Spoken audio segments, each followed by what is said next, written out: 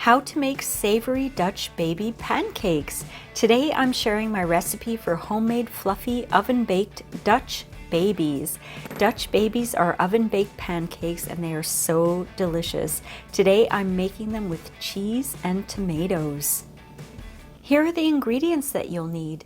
I have 3 eggs and they're at room temperature, half a cup or 72 grams of all-purpose flour, half a cup or 125 milliliters of milk, also at room temperature. I have a tablespoon or 14 grams of brown sugar. I'm going to use a pinch of nutmeg, 4 tablespoons or 40 grams of unsalted butter. And for my toppings today, I'm going to use cheddar cheese, some of my home canned tomatoes, some oregano, and some fresh basil. The first thing I did was I preheated my oven to 425 degrees Fahrenheit. That's 220 degrees Celsius, or gas mark 7. And in my large bowl here, I'm going to add all of my ingredients for the Dutch baby except the butter. So that is the 3 eggs, the all-purpose flour, the half cup of milk, sorry for the banging, my brown sugar,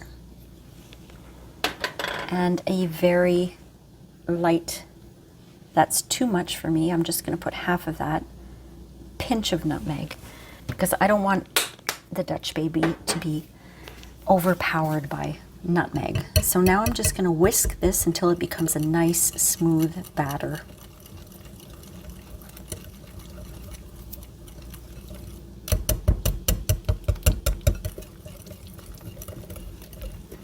That nutmeg smells so good. This is such an easy recipe, my friends. Last week I made fluffy pancakes, and I will leave a link in the description plus a card above for my pancake recipe. And I also made a vegan pancake recipe that turned out really nice. I'm really on the pancake wagon this week and last week. I guess it's because it's around Easter time, and I just remember always having pancakes around Easter. You could always put all of these ingredients into a food processor or a blender and mix it all up to make it easier. If you have a dishwasher, it's easier. If you have to wash it by hand, it's not easier. But that way you'll get a nice smooth batter without any lumps. But a little bit of whisking and elbow grease, you'll get the same result. Okay, I'm just going to take my spatula and go over it to make sure that there are no spots that I missed. Okay, I think my batter is ready to go.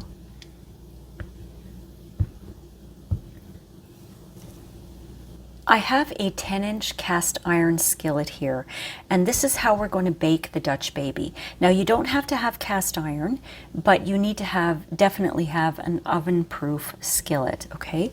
So I'm going to put my butter into the skillet, and my cast iron pan is going to go into the oven, and as soon as the butter has melted, and I'm going to watch it to make sure the butter doesn't burn. As soon as the butter has melted into my pan, I'm going to remove the pan from the oven, add the batter to the pan, and return it to the oven.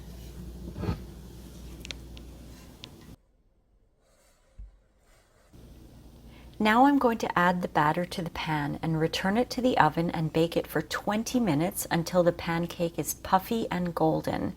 Keep an eye on it because depending on your oven's temperature, you may need to bake it more or less 20 minutes.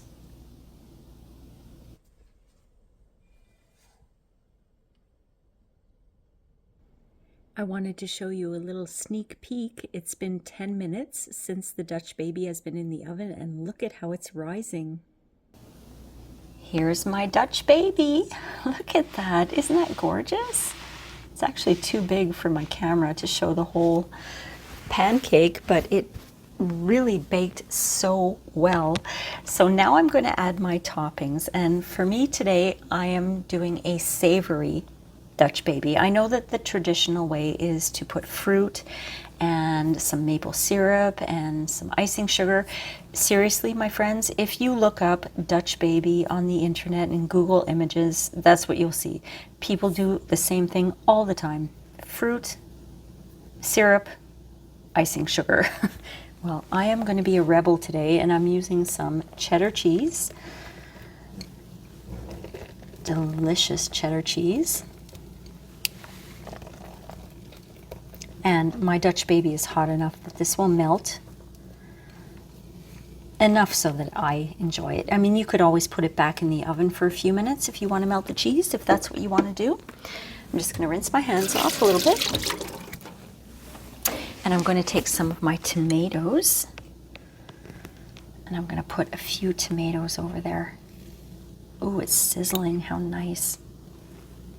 I was reading on America's Test Kitchen that the word Dutch baby came from America, because there is a German pancake that apparently, and my German friends can correct me on this if I'm wrong, but a German pancake is made in a pan in the oven in a skillet like this, and the American people mispronounced Deutsch for Dutch, and the cafe where they originally started serving this in America used to make miniatures or baby Deutsch, so they called them Dutch babies. So like I said, my German friends, please correct me if I'm wrong, but apparently if you go to anywhere, I think is it Netherlands or Holland? I'm sorry if I don't get that right. And you say Dutch baby, they go, what? It's an American thing. So now I am going to take my oregano, and I really don't want much here. Just a little bit of oregano here. Oh, this smells so good. And now some of that fresh basil that I washed and dried and cut with scissors so that we have nice slices of fresh basil. And anyone who knows me knows that I will turn anything I can into a pizza. So I've basically turned my Dutch baby into a pizza, and I am going to thoroughly enjoy this.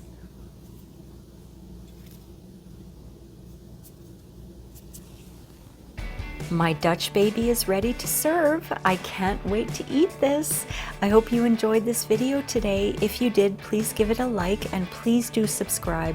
If you don't want to miss out on future videos, don't forget to hit the notification bell for more home cooking. Don't forget to leave me a comment. I love your comments, and I reply to all of them. And please share this with anyone you think might enjoy it. Thanks again for watching, my friends, and I'll see you next time on Rain's Kitchen and Garden. Bye!